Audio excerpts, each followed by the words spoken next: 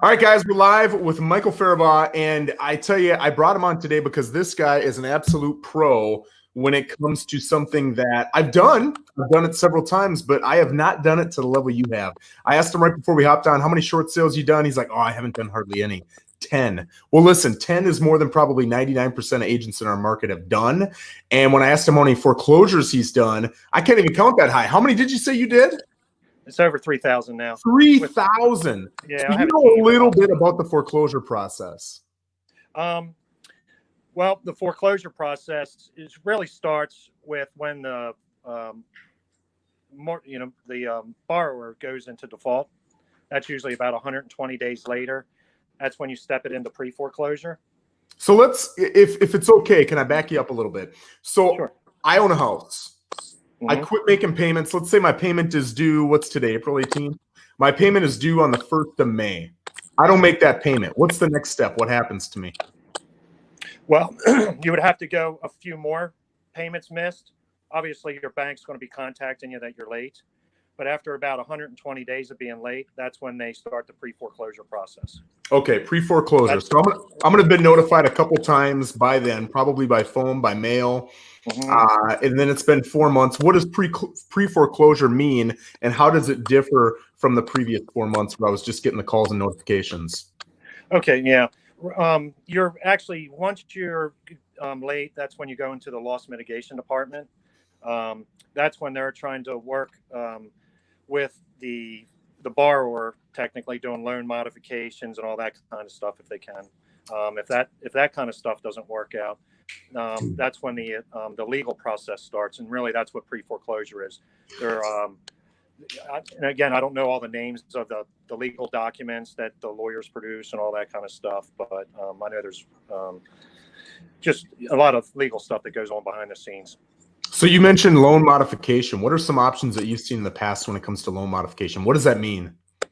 Loan modification, that's when the borrower works with the lender to restructure their loan, basically to bring them back current and make them whole again. And that's how that works. So I might be given 3 months, 6 months, whatever it is, to make up past payments and catch myself up, if that's something I negotiate with my lender, right? Yes. Okay. Yep. So, at what point is my credit starting to be hit? I would think, again, I'm not a lawyer. Yeah. I want to make that disclaimer. Probably after, I would think you go 30 days late, definitely 60 days late, your credit's being affected. Once you get to 120 days late, then you're really, your credit's really being affected that way. Yeah. And, I haven't looked into it a while. I know when I was doing this before, back in 2008, 2009, when I'd looked, it was about 7 years that stuck on your credit if you had a foreclosure on there. Does that sound about right? Yes. You can do, you can get a FHA loan. Yeah. If you've been foreclosed on after about 3 years. But okay. Again, they're going to be very stringent on what they're looking at, your financials and everything, to make sure you're good to go again. So. Okay, so now we're in pre-foreclosure. How long is it before the next step, and what does the next step look like? Well, pre-foreclosure usually takes about, I'm going to say, up to 200 days before they would foreclose on you. So 7 months, 6 months. Yeah. When they foreclose on you, they actually go to the courthouse steps and physically. Yeah. Yep. And basically try to sell your loan to someone who wants to buy the note. If no one buys it, typically the houses are distressed or underwater. So. And when you say they go to the steps, you're talking about the actual bank, a representative from the bank. Yeah, a representative could, but usually it's investors that are at the courthouse steps to try to scarf up on this stuff. That's happening all over the country right now because foreclosures, REOs are in such high demand, and there aren't any as much as there were before. So there's a lot of people trying to get these things before they actually go to REO. Once it's sold at the courthouse steps, if no one buys it, then it reverts back to the bank. Once it reverts back to the bank, the foreclosure department's contacting a local agent to go out and check occupancy. Once occupancy is determined, if it's vacant, then they proceed with lock changes. cleanup of the house, grass cuts and all that, property preservation, things like that. So I've never gone to one of those sales. Have you been to one of those sales before? I only ever went to one. Yeah. Because that's not really where I got my business from. My business all came from the lenders directly. Yeah, you were the guy, the local agent that they called. You had a relationship with them, right? Mm-hmm. Yes. Mm-hmm. So I do want to get into that, but when we talk about the sale, do you think that is a good opportunity for investors? Like, is that a good place to go? Am I going to get a good deal, or what are they looking at there at that sale? Well, you could get a good deal. Typically, the investor's not allowed to go into the house beforehand to see the condition and all that kind of stuff. So you're kind of like buying it in the dark. You're really buying the bad debt, you know, when you purchase the home at the courthouse steps. So okay, you're buying the bad debt, but you're really buying the house, but you're taking a note. You know what I mean? Yes. So okay. So now let's say I want to be the real estate agent who gets in, and I am the connection that Fannie Mae, Freddie Mac, whoever has with that local real estate agent. How do I build that relationship? How do I become that agent? Well, that's a very difficult process. Yeah. Years ago, I used to go out to all the bank conferences that were going on and developed relationships that way. When the market crashed and there were so many foreclosures out there, they didn't want guys like me handling all of them, even though I could have handled 1,000 properties at once at the time. I had a staff of 10 and all that at the time. But so that's what I forget your question, the first question, but how do you become the agent? Oh yeah, that's right. Yeah, it's difficult. You have to network with asset managers. You might be able to contact some through LinkedIn if you can find them that way. Back in the day, I didn't have all that kind of stuff. The internet was new. When I first started, we were taping photos to paper and sending it in instead of digitally. Yep, I remember that. Yeah, but it's difficult. You have to, and again, if you get your foot in the door with a bank, if an assignment comes over, get out there right away, check occupancy. How I built my business was when anything ever came over, I was on it, man. So I never was late on any of my tasks and the platforms that they work from and all that kind of stuff. So that's how I made a name for myself. Met people, I guess going out and meeting the people, they liked me and stuff like that. And just keep getting business. I did a good job. I had a team that worked for me, I just kept trying to grow my business, meeting new people at the different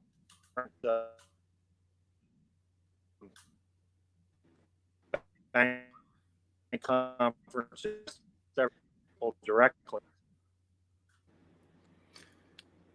Hey, my man, you're cutting out a little bit there. Can I ask you? Your fade off. Can you hear me? Yes. Okay. I do want to focus. Yeah, you can hear me? I want to focus on two different things, right? I want to focus on a lot of people want to know what is the difference. I get this question all the time. What's the difference between a foreclosure and a short sale? Can you explain the difference between those two? Sure. The short sales, when the borrowers owes more on their house, so the bank's going to want to recoup as much as possible. In a short sale situation, generally you have the borrower that's working with the bank to try to get a sale of the house and things like that, to the money that they may owe as a deficiency judgment after the fact. So that you want to try to reduce that, as much as possible. So you don't want to just go in, let me list my short sale, 50,000 under market value, because ultimately you possibly will owe that money. You might also owe the money to the IRS as wages earned because of the deficiency judgment. Back in the day, Obama, he actually put in place where they would waive the IRS tax on the deficiency judgment and all that kind of stuff. But it's best in today's world to check with your tax professional and attorney. Yeah. So, I remember those stories after the deficiency judgment came out, and holy smokes, that was a rough day for a lot of people. So let me back it up and slow it down just a little bit. Sure. Joe Rosen owns his house, and his house is, let's say I just bought it on a VA loan at 100%, and I owe $300,000. It's worth $300,000. Now the market goes south, and it dips 15%. So I just bought the house, right? So I probably owe like $298 on it now, right? And it's worth $270. And then I got closing costs and commissions and all those different things involved. So let's just say that's another 10%. 10%. Go ahead. That's usually picked up by the bank, those costs. The commission and all that. Lots of times you don't have to pay that as on a short sale. Correct. Mm-hmm. But that's also included in the deficiency judgment, right? Any costs that the bank takes on? Yes. Yeah. Okay. So I owe, let's just say 300 for easy numbers. I paid 0 payments, and my house is worth 270 because of the dip in the market. And the bank is taking on, let's just make it an even $25,000 in commissions, closing costs, everything else. Mm-hmm. And a lot of times, how easy is it to get? Because I'll tell you the perception, and this is a guy who's done probably 10 foreclosures total, not 3,000. Mm-hmm. The perception of buyers is if I'm coming in with an offer on a foreclosure or a short sale, I can take these people to town on my offer. What's the reality of that? Can I? Well, the reality is you could, in a short sale situation, the agent's going to be trying to get an offer as quickly as possible to the bank so that they can start the short sale negotiation process. So my bank might be in New Jersey and I live in Florida. How does my bank know what my home is worth? They might think it's worth 400. They might think it's worth 200. You and I know locally it's worth 270. How do they know the difference? They will send out an appraiser. They might send out other real estate agents to perform broker price opinions. They're going to know the value of your house. BPO, you're going to have to let people in, the appraiser in. You have to agree. It's basically like you're selling your house, but you have to work within the guidelines of what the bank wants you to do in order to do that. So, and can you explain that BPO or broker price opinion? Can you explain that process? How does that work as an agent? Yeah, broker price opinion. Basically, it's an inexpensive way for the banks to get values on properties instead of paying an appraiser to do it. So if an appraiser comes in, say they came in at your house and said 350, the market's showing 270, and they might have got another broker price opinion at 270. Now we have such a discrepancy. They might send another appraiser out, or they might send another agent out to get that third opinion. And they're getting comments about the market, what it's doing, things like that. The agent should do a really good job for them. And in my opinion, it's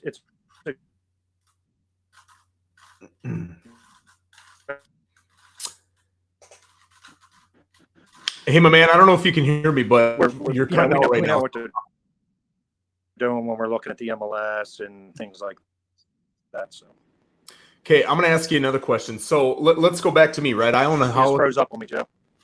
Can you hear me now? You back? Let me see what this. Okay. You back? Yeah. Can you hear me?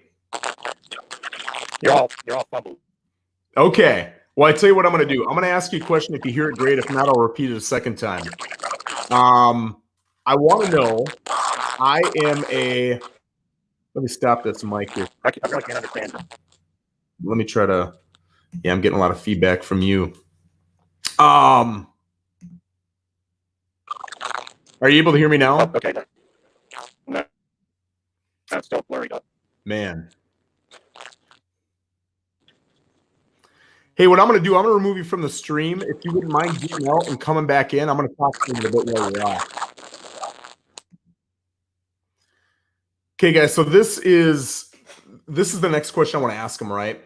What happens if, and this is kind of the big thing that I see with sellers, and they're calling a little too late. And this is the big question I want to address in this show specifically. Because when I was selling in 2008, 2009, what happened was you would get a phone call from people, but by the time they called you, they had already gone through that 120-day process we were talking about. They had already gone to where that sale occurs. And once that sale happens, there's nothing that I can do to get you out of that foreclosure process. It's over. It's done. Short sale is not an option. Like you're done. At that point, they're talking about how do we have the police come over and get you out of that house, right? So when you are in a financial bind and you own a property, I highly suggest getting whoever it is you trust, your realtor, in there to talk about your options quick. And here's why. Here's two circumstances, right? I'm going to give you one where I've got some equity and one where I don't have equity. If Joe Rosen, the seller, owns a house that is worth 300, but I owe 2.25, and the property value drops to 275, that sucks. It sucks and it hurts. And a lot of people don't like that. And it's really tough when you go in as an agent and you tell these people that, hey, I know that you're seeing all these sales that were at 300,000, but now it's worth 275. And let me show you why. Let me show you the supporting statistics. It's an ugly conversation every single time. And I get it. It's a very stressful position. It's a position nobody wants to be in. But right now you've got a couple options, right? If people are in a financial bind, you can either sell your home at the 275 and you can make the $50,000 equity minus the fees you've got on that. And you're going to walk with some change in your pocket. You're going to have to go find a new place, but maybe that new place is worth 200,000, or maybe you're renting, or maybe you go live with family or something, right? It's a better financial option for you. Does it suck? Yeah, it sucks, but it's a better financial option. And obviously it doesn't matter how much it sucks, because right now staying in that house, we already talked with Michael about the process, right? The process is you're going to go through foreclosure. You're going to lose the home. Your credit's going to be horrible. You're going to come back and try to get a loan on another property a year or two later, and it's not going to work.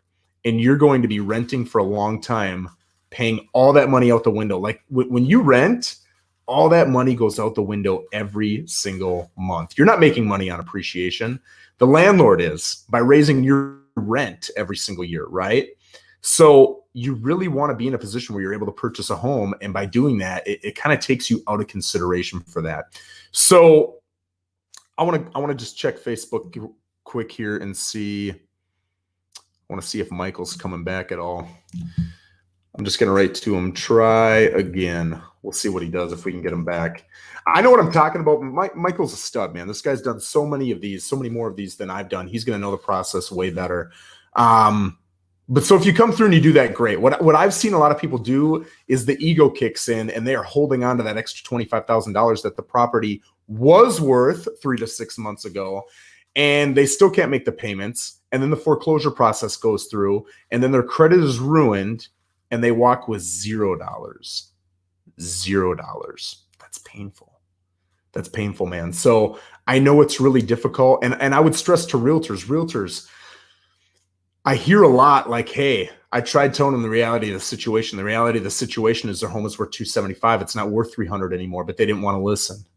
Realtors, I know that's frustrating. I know it's tough, but your job as a professional is to really educate them enough, like really take it upon yourself, extreme ownership of the situation, to educate them enough to let them know that the value is now 275, and sympathize with them, man.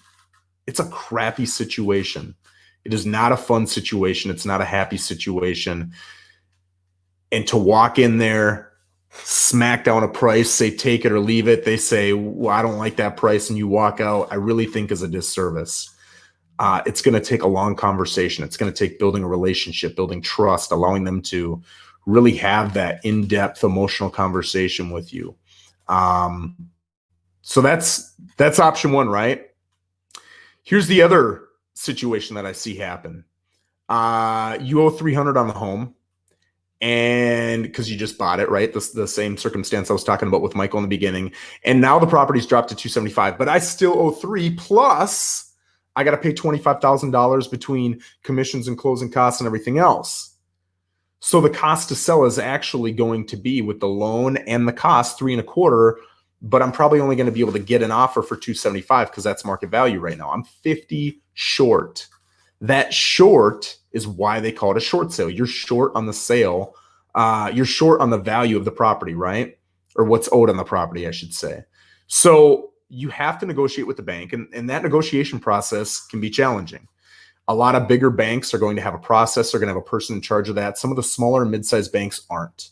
So when you call those banks, at least this was my experience back in 2008, 2009, and you got to remember, these guys have been out of this. A lot of the mid-sized and smaller banks have been out of that process now for a decade. They're not going to leave a lot of those people on the payroll when they can get rid of them in a strong market. Well, now they're going to have to bring that process back, bring those people back, and it's going to take a little bit of time. Now, let me say this. I in no way think that this market is going south and we're going to deal with all this stuff.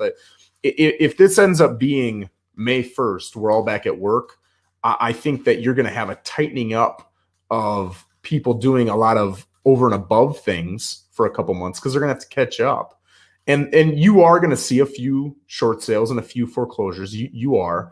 But I don't think we're going to have a mass problem or anything like that. But if we're talking about 3 months, 6 months, I think that is a very real possibility. So I just want to throw out there that there's nothing I'm seeing in the market right now that makes me think that this is what's happening. And in my opinion, if we are back at it, which it looks like we're doing the phase program that was mentioned the other day, if states do slowly phase people back into work and they actually get back into work, because we don't know what that's going to look like, and we can get that done here over the next couple of weeks, I don't foresee this happening. But getting back to my point, I can only get an offer for $275, but I owe $3 plus 25 grand in costs. That's 50 short. You have to negotiate with the bank. That is a challenging position for your realtor. You need a realtor who knows what they're talking about. I got Michael back here. Sorry about that, Joe. Not a problem, man. Can you hear me? Yeah. Sorry about that. No, not a problem. So I just went through the scenario of if I own a home that's worth 300 grand, but I only owe, I forget what number I used, but let's say 200 grand on it. So I've got some equity, but now the market dips and my house is only worth 275 and I lose my income or my income drops.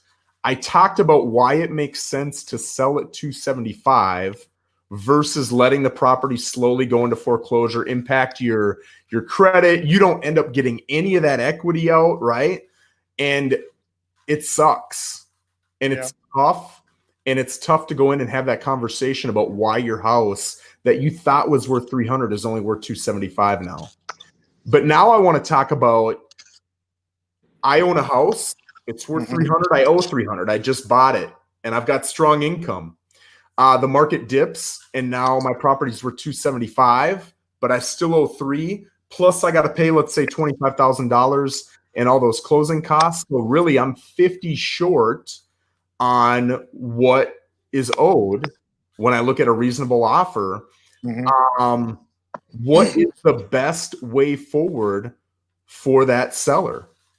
And talk about their options and why I would or wouldn't want to do different ones. Okay.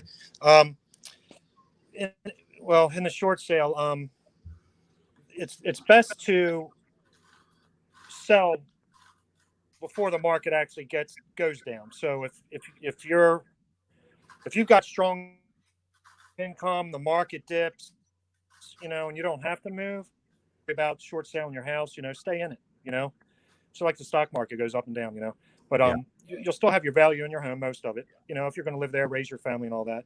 Now, if you're underwater and you have to move, the best thing to do is do a short sale. Don't let it get into foreclosure. The short sale is better on your credit. Foreclosure is terrible on your credit.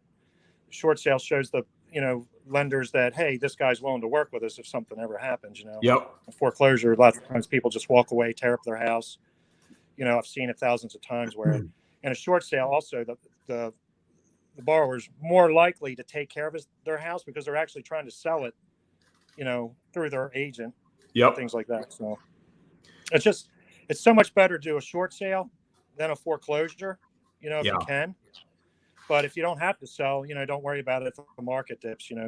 Hopefully you'll come back up when you're ready to sell one day. So let's talk about the reality of that deficiency judgment. I'm short 50 grand, 25 on the sale, 25 on the added costs, and I get a deficiency judgment for $50,000. Does that mean I owe 50 grand?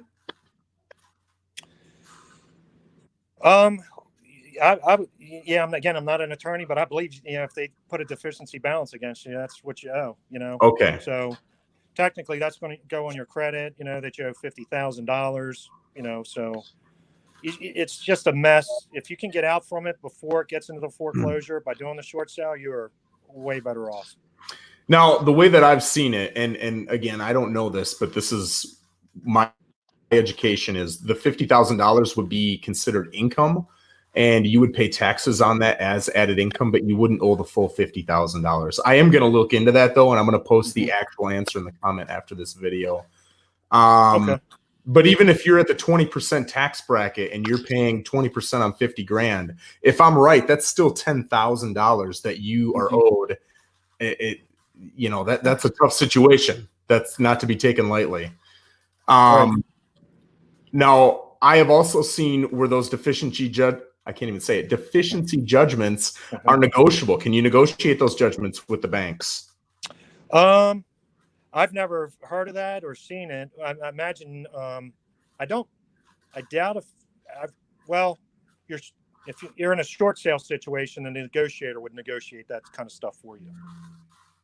The agent or the person working with the bank, or both. Yeah. The short sale negotiator. You typically, what you want to do is have a short sale negotiator, even though you're an agent. You're going to have the short sale negotiators. That's what they do. They talk to banks all day long. They know how to get inside the banks, talk to the right people. I've never heard of that. Happens. Yeah. Yeah. I always did that myself, and it sucks. That's probably why you're a short sale negotiator. Yeah, the short sale negotiator negotiates their price in, to get paid from the bank. So what are they usually charging? Yeah, and they also negotiate your commission. So what does that person charge for themselves? I'm not really sure because I don't see what they negotiate on the back end. Sometimes they'll charge like $500 to the borrower just to have a little bit of skin in the game, Yeah. Because again, if you're underwater and you're in a short sale and the clock's ticking because you're in pre-foreclosure and all that, you want to be prepared with your financial statements, everything that you can have to give to, your lender in order so they have all your financials. Lots of times they won't charge the deficiency balance if you're like in a hardship situation, you lose your job, death, things like that, so there is some recourse to that. But I'm looking up right now. How does a short sale deficiency judgment work? I want to see if you owe that full amount or if you owe. Okay, so I'm going to read this right here. Deficiency judgments pop up. Personal notes from the fact it can create a personal liability depending on state law. So it is dependent on state law. The lender can go after the borrower's assets for failure to pay the loan. Short sales. When a home is pending for foreclosure, the bank may agree to cut its losses. It allows the seller to make a short sale and accepts less money. Okay, blah, blah, blah, blah, blah. Okay. Deficiency judgments is a difference between the principal balance due and the amount received, providing the amount received is less than the amount owed. Whether the bank can pursue a deficiency judgment after foreclosure or short sale depends in part on whether the promissory note makes the seller personally liable for the debt. That's an interesting point. Some states allow for personal liability. We're not talking about California. Florida does. Yeah, you sign a promissory note in Florida. I read that earlier. I was trying to, look up things just to refresh my mind on it. So interesting. Okay, well that's just one article there, but that was written in January of this year. That's really interesting. So real quick too, Joe. I read also Florida's a redemption state. So that means once you're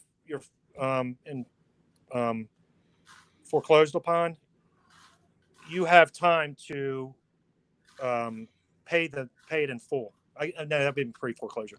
You have time to pay it in full to bring it current. We're talking about foreclosure, not short sale. Okay. Yeah. Yep. No, I'm asking you, right? You're talking about a foreclosure. Yes.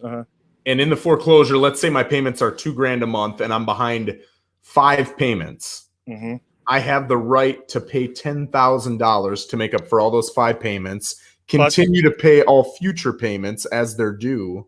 Right. Plus any costs incurred by the bank. Interesting. So when you're talking about costs, you're talking about all those mailings, if you had to pay any creditors to call me, anything like that. Attorneys that are involved. All that kind of stuff. Yeah. Remember, you're in pre-foreclosure. They're doing legal stuff in the background. Yep. There's 2 different departments. You have a loss mitigation department and you have a foreclosure department in the banks. Both aren't really talking to each other. Just when it gets foreclosed on, it goes from loss mitigation to the foreclosure. when it is foreclosed upon, that's when it becomes REO. REO stands for real estate owned. That's a bank acronym. So. Interesting, my man.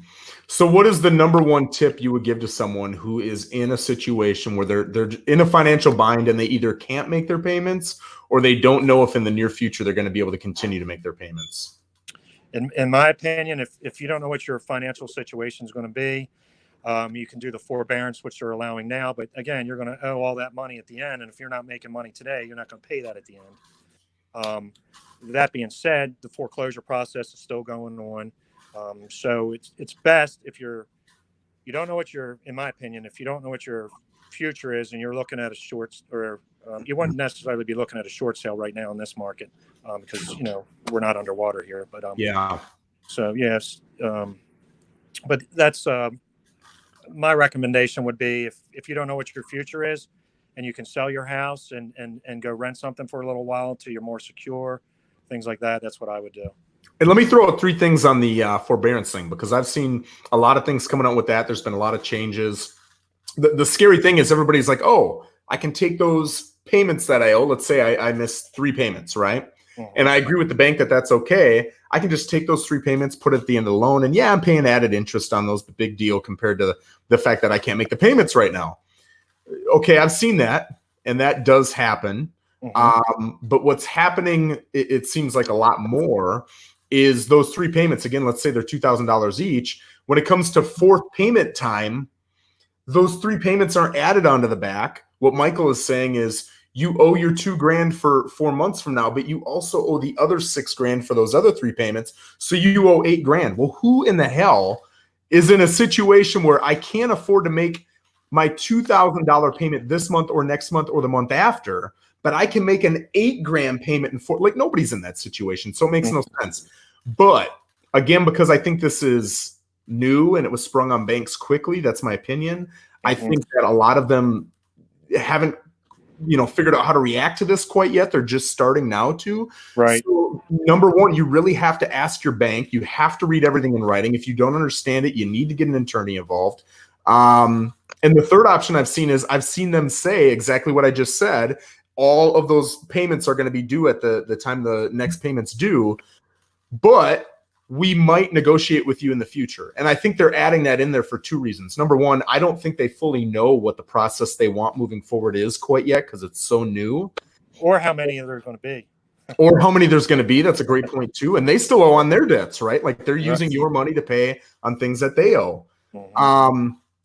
And I also think they want to just give themselves an outlet. Like they probably, this is my guess, they want to push you to make that, mythical 8,000 I was just talking about. But if you can't, they want to leave an out so that they can negotiate and say, okay, can you make 4 and for the next month? Or can you make 2,500 for however many months? Mm-hmm. I'm guessing that's where it's going. But, I really don't, everybody I tell that to personally, I say, do not bet on that, because if that does not happen, you are in a tough situation. It is going to impact your credit. I take that back. It does not impact your credit, but it does show up on your credit report. So when a future lender goes and pulls your report, if your credit score was a 783, it's still going to be a 783, but it's going to show that gap and it's going to show you had forbearance. And now as a future lender, I can take that into consideration when I'm approving you for that next loan. So score is not everything. Correct. Yeah. Was there anything else that you'd like to add, my friend? I would just like to add, if you are in this situation, go speak to a professional, a tax attorney, an attorney that deals in foreclosure and that kind of stuff. You may even want to speak to a bankruptcy attorney, depending on what kind of debt you have and how you can, straighten up the financial mess that you possibly could be in. And after you don't make payments for, 8 months, and then all of a sudden you owe all this money. So, and again, that's money you're still going to owe. So as that's accruing, you have less equity in your home to be able to sell it. Yeah. So now you're coming around into a short sale the longer you don't make your mortgage payment, because you are going to be upside down eventually. So. And I'd add, keep in contact with your bank. Anytime you owe anybody money. I know it sucks. I know nobody wants those phone calls. It's embarrassing. It's hurting your ego. It's not a fun conversation, but zero negotiations happen when you don't pick up the phone. Mhm. When you pick up the phone, maybe zero will happen, but it gives you the opportunity for something to happen. And I'm telling you, banks want to negotiate. They want to know the situation they're in. They want to get something out of you. And if you don't pick up and they can't get anything out of you, the only option they have is to move forward with foreclosure. And that's the option they're going to take. If you call them and work something out, you might be able to get something that works for both you and the bank, and it's a better situation than foreclosure. Yeah, the worst thing I see people do is they bury their heads. Oh, this isn't really happening to me. Yeah. And next thing you know, a year or two down the road, the sheriff's showing up on their doorsteps, with the 10 people crew to take everything out and put it on the curb. So you don't want that. I mean, trust me. It's so much easier to sell your house and deal with what you need to deal with now than dragging this on for years with your family and where are we going to be living? And, all of a sudden the sheriff shows up. Next thing you know, you don't have a place to rent. Your credit's trashed. You can't, get a place to rent. Yeah. So jump on it, solve the problems today. Don't bury your head, and hopefully your life and your stress levels will be way reduced. Yeah. Well, thanks again for coming on. I really appreciate it. Every time we have you on, it's great. It's good information. So thank you again. And I hope you and your family are staying safe and healthy, my man. Yep. Same with your family. Look forward to seeing you again, and keep doing what you're doing, Joe. You fire me up, man. Good. I'm glad. All right. Take care. All right. Thanks, Joe.